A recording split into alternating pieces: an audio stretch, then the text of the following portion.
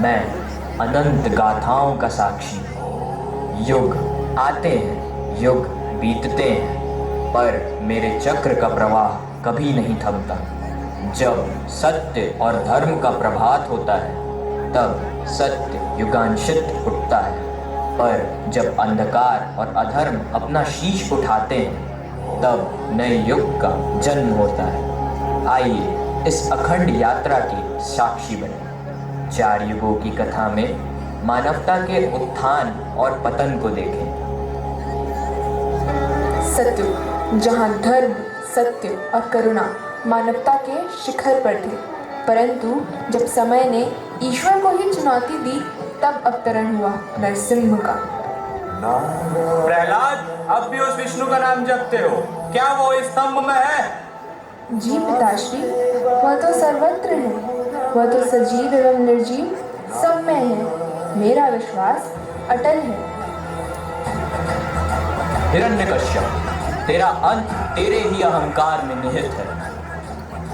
ना मैं धरती में मरूंगा, ना आकाश में, ना मानव से, ना दैत्य से, ना घर के भीतर, ना घर के बाहर, ना दिन, ना रात। मूर्ख, अपनी दशा देख। ना तू धरती में है, ना आकाश में, ना तू घर के भीतर है, ना घर के बाहर, तू चौखट पर है। ना यह दिन है, ना रात, यह संध्या है। ना मैं मानव हूँ, ना पशु, देख मेरे नाखून। ना ये अस्त्र हैं, ना ये शस्त्र, ना यह सजीव है, ना निर्जीव। सत्युग ने मानव को सत्य और धर्म का आदर्श दिया, पर समय के प्रवाह में जब मन में इच्छाएं बढ़ी तब अवतरित हुए श्री राम। जहाँ आर्यों की परीक्षा थी और मर्यादा पुरुषोत्तम का युग आरंभ हुआ, अयोध्या की पावन धरती पर हुआ श्री राम का जन्म। महारानी कहती, आपको नहीं लगता आपके पुत्र को ही राजा बनने का अवसर मिलना चाहिए? सारे दायित्व राम को ही दिए जा रहे हैं। हे राजन, मैं भावी हूँ। मैंने 2 वर मांगे थे। पहला, राम वनवास जाए और दूसरा, मेरे भरत को राज मिले। ये विधि की कैसी विडंबना है।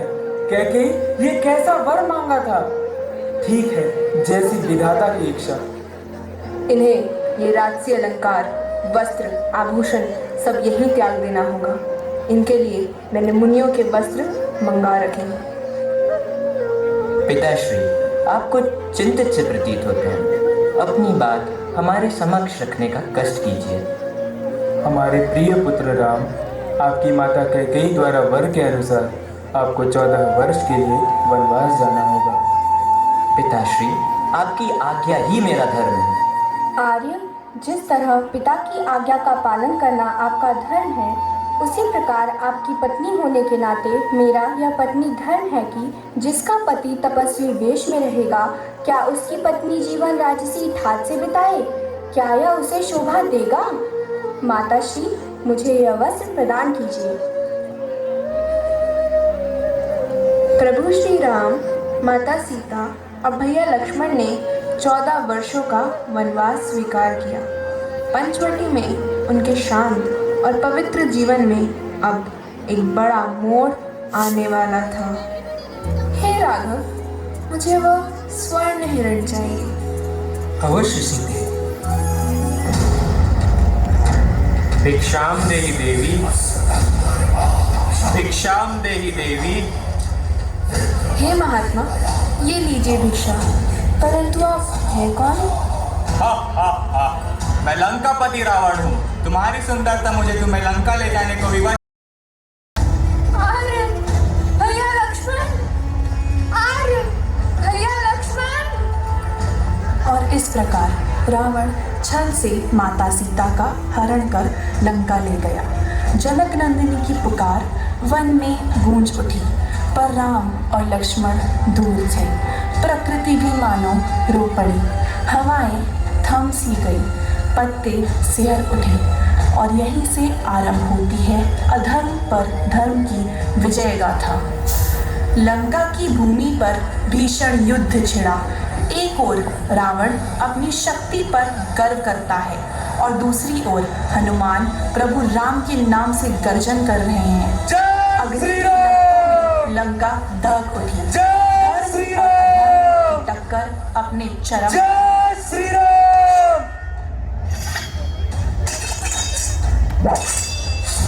हे रावण, तुम्हारा अहंकार और अन्याय अब अंत को पहुंचेगा।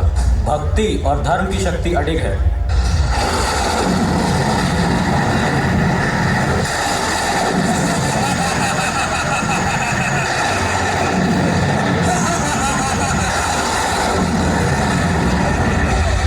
प्रभु श्री राम, महाराज के अंत का सिर्फ एक ही हल है। प्रभु, आप महाराज की नाभि पर वार करें, क्योंकि वहीं पर अमृत कलश है।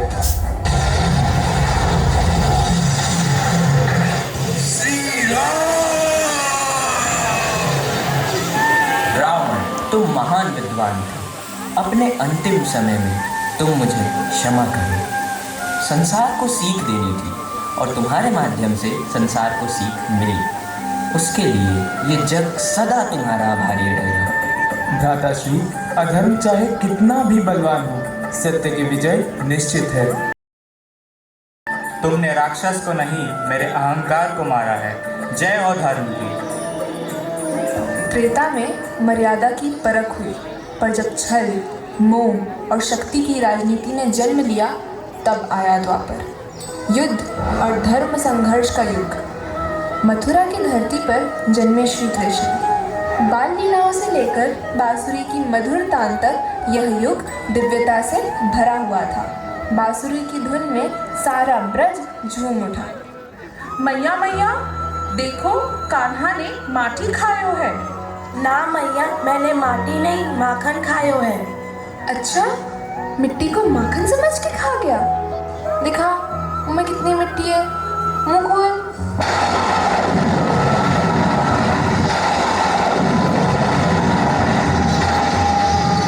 हस्तिनापुर, जहाँ कौरव पांडव का विवाद बढ़ता गया, विक्रीदा में युधिष्ठिर ने अपना सब कुछ दांव पर लगा दिया। राज्य, संपत्ति, भाई और अंत में अपनी पत्नी द्रौपदी भी। सभा में जब पांडव मौन थे और धर्म भी बंधा हुआ प्रतीत हुआ, तब अधर्म ने अपनी पराकाष्ठा को छुआ। मेरे बच्चे, अभी तो सबसे महत्वपूर्ण चीज बाकी है। इस क्रीड़ा में पांडवों ने अपनी पत्नी द्रौपदी तक हार दी है।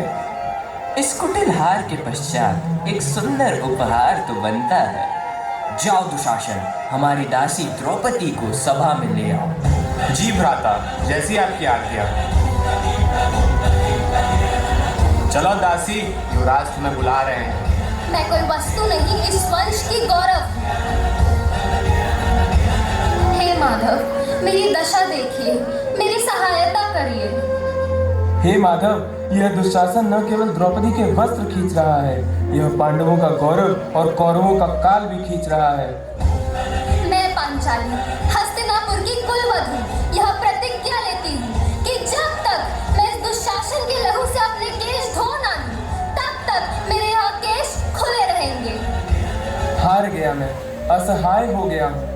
हे माधव, इस क्रीड़ा में मैं अपना सब कुछ हार गया हूँ, अंत में अपना गौरव और अपनी पत्नी द्रौपदी भी। द्रौपदी का चीरहरण, इस घोर अन्याय ने ही हस्तिनापुर के विनाश और महाभारत के भीषण युद्ध की नींव रखी। हे माधव, मैं इस युद्ध में अपने ही बंधु बांधवों को देखकर विचलित हूँ। इस युद्ध में मेरे शत्रु मेरे अपने हैं, फिर मैं उन पर शस्त्र कैसे चला सकूंगा? हे पार्थ, यह शरीर नश्वर है, आत्मा अमर। कर्म करना तेरा अधिकार है, फल की चिंता मत कर। जब जब धर्म डगमगाएगा, मैं सत्य और न्याय की स्थापना के लिए अवतरित हूँ। अधर्म पर धर्म की जीत हुई और स्वीकृति की ज्योति फिर एक बार प्रज्वलित हुई। पांडवों की विजय ने दिखाया, जब धर्म और शक्ति संगम में आते हैं, तब अंधकार हारता है। समय बदला, अब आरंभ हुआ कलयुग, अंधकार और अधर्म का युग। अरे दुष्ट, कौन है तू जो गाय को मारता है? यह धर्म का अपमान है। मैं कली हूँ, हिंसा, लोभ और अधर्म का युग। अब मनुष्य ही मनुष्य का शत्रु है। धर्म अब बाजार में बिकता है। जब तक मेरे जैसे शासक हैं वह तुझे नष्ट कर देंगे। मुझे मत मारो, मैं ईश्वर की इच्छा से आया हूँ। मुझे बस 4 स्थान दो जहाँ मैं रह सकूँ। कहाँ? जहाँ नारी का अपमान हो, मदिरा हो, जुआ तथा सोने का वास हो, वही मेरा निवास होगा। धर्म ही जीवन है। आइए देखें कुछ ऐसी परिस्थितियाँ जहाँ कलयुग में धर्म है। ईमानदारी की विजय। बच्चा गलती से ज्यादा पैसे दे देता है। अंकल, ये लो 100 का नोट। अरे बेटे, तुमने 20 रुपए ज्यादा दे दिए। Bro, for real? आजकल कौन लौटाता है? कलयुग है बेटा, लेकिन सच्चाई अभी भी बरकरार है। सत्य ही धर्म है। करुणा का संकल्प। लड़की बारिश में एक श्वान को ठंड से कांपते देखती है। Oh my God, the dog is literally freezing. हर जीव के अंदर नारायण बसते हैं। No cap. नारायण की करुणा। करुणा हर युग में धर्म की जड़ है। सेवा में धर्म है। लड़की वृद्धाश्रम में सेवा कर रही है। बेटा, तुम कौन हो? बस एक इंसान, जस्ट फाइव सेवा में। भगवान तुम्हारा भला करे। जब तक सेवा है तब तक नारायण हमारे बीच है। And that's fact. सेवा ही सच्चा योग है। न्याय की राह। एक छात्रा देखती है कि उसकी दोस्त परीक्षा में नकल कर रही है। मैम, मुझे कुछ बताना है, बहुत ही सीक्रेट है। मेरी दोस्त परीक्षा में नकल कर रही है। अच्छा किया, तुमने सच्चाई चुनी। सही करना ही सच्चा धर्म है ना? यही है भगवान विष्णु का मार्ग, सत्य और न्याय। धर्म की रक्षा सत्य से ही होती है। कलयुग में भी धर्म जीवित है जब तक हम विष्णु के गुणों को जीते हैं। मनुष्य, समय आ गया है यह समझाने का कि धर्म की स्थापना किसी अवतार की प्रतीक्षा से नहीं होगी। हर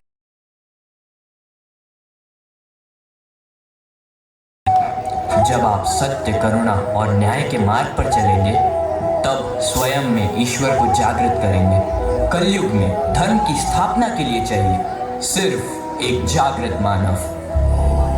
युग बदले, समय बदला, पर मेरी गति निरंतर रही। सत्य से त्रेता, त्रेता से द्वापर, फिर कलयुग का हुआ आगमन। समय के संग मानव बदला। उसका मन मानवता की यात्रा का दर्पण है, जहाँ अच्छाई और बुराई का संग्राम निरंतर चलता है। जैसा कि हमने इस काल चक्र में देखा, युगों से समाप्ति हेतु देवताओं को कभी भगवान नरसिंह, कभी प्रभु श्री राम, कभी श्री कृष्ण के रूप में अवतरित होना पड़ा। परंतु इस घोर कलयुग में भी मनुष्य शांत नहीं रहा। तो आइए हम विद्या रूपी मार्ग में ज्ञान के प्रकाश से अंधकार को समाप्त और इस युग एक अच्छा युग बनाएं। धन्यवाद।